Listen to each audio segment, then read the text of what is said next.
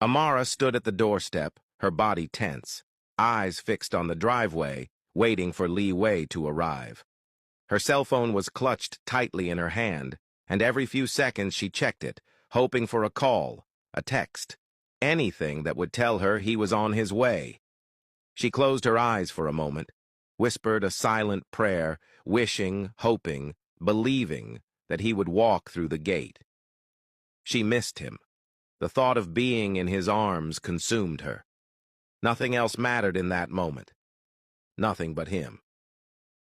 Inside the house, Ming and Momo watched her, their eyes following every small movement, every restless shift of her stance, silently hoping that whatever she was praying for would come true.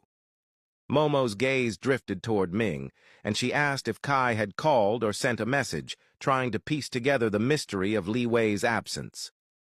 Ming shook his head, a slight shadow crossing his features, stating that Kai was no longer answering calls or texts. He turned his attention to Momo, taking her hand in his as he spoke, urging her to care for herself too, to eat, to rest, to not disappear while worrying about her friend. Momo shook her head, her eyes still locked on Amara, her concern refusing to let her look away. Her voice trembled as she insisted that if her friend wasn't okay, there was no way she could be. Ming's gaze softened, and he gently turned her toward him, pulling her close. Momo's eyes widened, startled by the sudden closeness, her heart skipping a beat. Ming's hand brushed her cheek, and he leaned in, his voice low, steady, intimate, telling her that as much as she worried about Amara, he worried about her too. As her boyfriend, he could not bear to watch her fade away. A faint blush colored Momo's cheeks, a small, shy smile tugging at her lips. She murmured, almost laughing to herself, that she had never expected him to be this romantic, this articulate, this capable with words.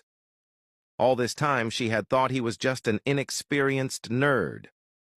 Ming chuckled softly, leaning closer, a teasing glint in his eyes, and asked if she wanted to know a fact about nerds.